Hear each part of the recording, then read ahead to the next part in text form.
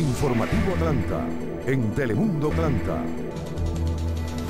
Hola, ¿qué tal? Es un gusto saludarles. Bienvenidos a un programa especial de Informativo Atlanta a través de la señal de Telemundo. Soy Jorge Buzo y en los próximos minutos trataremos de conocer, de saber un poco más acerca de la polémica propuesta HB 85.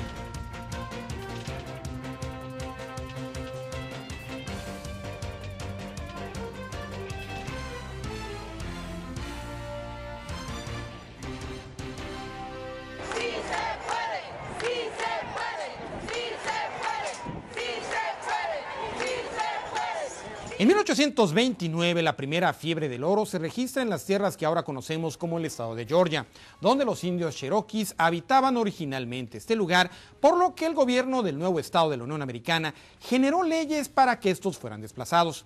No obstante, la Suprema Corte de Justicia de los Estados Unidos dictaminó en 1832 que Georgia no podía imponer sus leyes en territorio cherokee, ya que solo el gobierno nacional y no el de los estados tenía autoridad en los asuntos indígenas.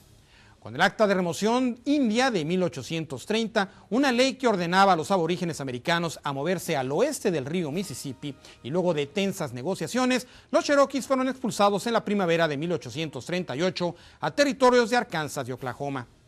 Durante el trayecto y las condiciones de viaje provocaron enfermedades que originaron la muerte de miles de personas indígenas en un penoso peregrinar en un sendero que históricamente se le conoce a este capítulo como el Sendero de las Lágrimas. Hoy la historia parece repetirse. La tierra que durante la década de los 60 en el siglo pasado fuera cuna del movimiento por los derechos civiles encabezados por el doctor Martin Luther King, a más de 45 años después, vuelve a ser conflicto ahora en contra de otras minorías. Hace unos días el Congreso de Georgia, en ambas cámaras, aprobó el proyecto de ley HB 87, que va a entrar en vigor el próximo 1 de julio y aplicará fuertes medidas en contra de la inmigración indocumentada que aquí radica. Esto no resulta nuevo en el Estado, ya que desde hace varios años se han introducido fuertes disposiciones que han hecho difícil la vida a poco más de 425,000 inmigrantes que carecen de estatus migratorio. Para mediados de la década de los años 90 en el siglo XX, la inmigración indocumentada y de hecho la inmigración en general era mínima en el estado de Georgia y su capital Atlanta. Una ciudad que se preparaba para un acontecimiento que pocas en el mundo pueden realizar: los Juegos Olímpicos de la era moderna, que en Atlanta cumplirían sus primeros 100 años. La construcción de modernas instalaciones y una remodelación a fondo de esta urbe del sureste de los Estados Unidos implicaba, además de una millonaria inversión, el arduo trabajo de miles de obreros que en esta parte del país resultaban insuficientes. La urgencia de tener todo a tiempo para el verano del 96 hizo necesaria la contratación de mucha mano de obra, la cual fue satisfecha en buena parte de trabajadores indocumentados, lo que convirtió a Atlanta en un polo de atracción para miles de nuevos inmigrantes. Pasada la justa olímpica, Atlanta experimentó el mayor crecimiento de toda su historia, y con ello, la necesidad de edificar más, mucho más, lo que hizo de la industria de la construcción una floreciente actividad y una atractiva fuente de empleo. Un destino de trabajo seguro para nuevos inmigrantes en la búsqueda del sueño americano. Pero los tiempos cambian y las circunstancias también.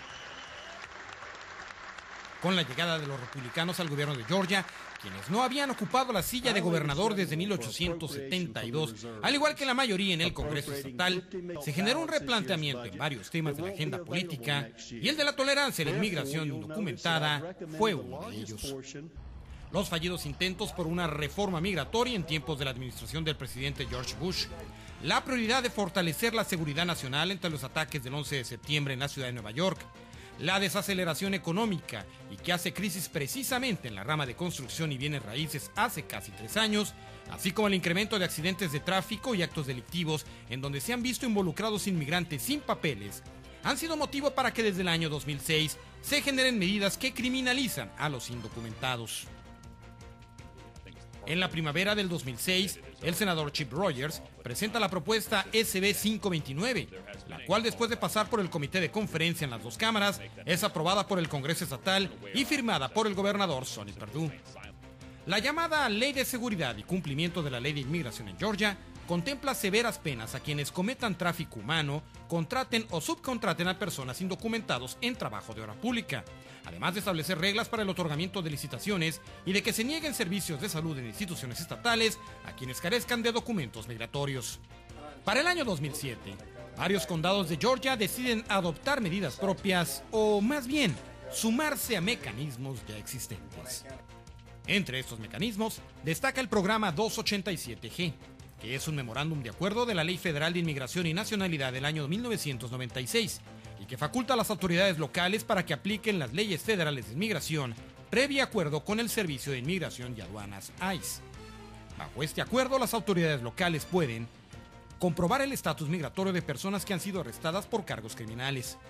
emitir órdenes de detención y retener a los detenidos hasta 48 horas por violación de leyes de inmigración antes de entregarlos a las autoridades federales, iniciar el proceso de deportación de inmigrantes indocumentados que son arrestados.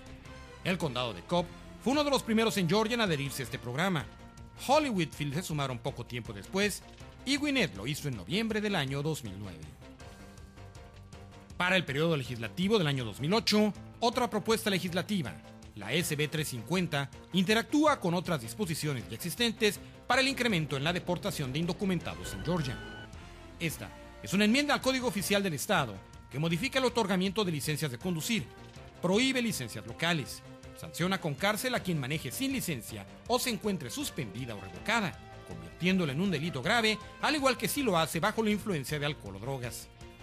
La imposibilidad de que personas indocumentadas puedan conseguir una licencia, la interacción del Acuerdo 287G con la SB 350 y la necesidad de transportarse han hecho que mínimas infracciones de tráfico se conviertan en procesos de deportación de miles de inmigrantes en los últimos años.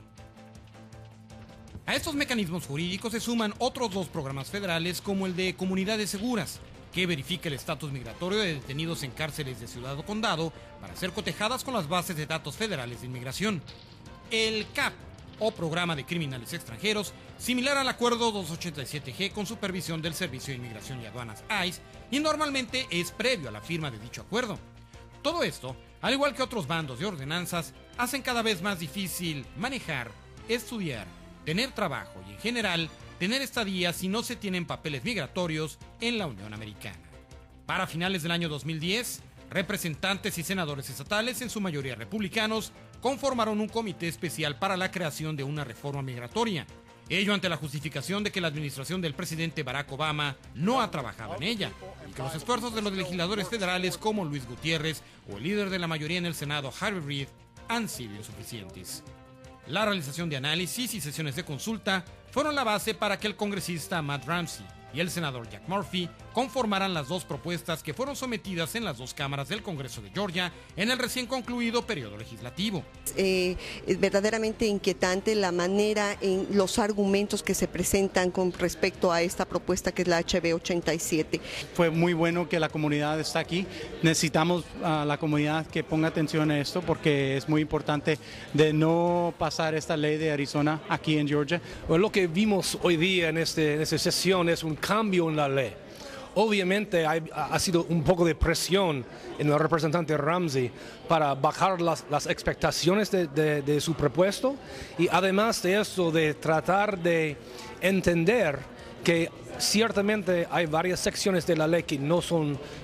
consistentes con la Constitución de los Estados Unidos. Después de análisis y debates en el seno de los comités jurídicos de la Casa de Representantes y Senado estatales, así como de su paso por el Pleno en ambos órganos, las dos iniciativas se convierten en una sola que bajo la nomenclatura HB 87 fue aprobada el pasado 14 de abril. Momento de hacer una breve pausa, pero al regreso conoceremos cuáles son los detalles de qué consiste la ley HB 87.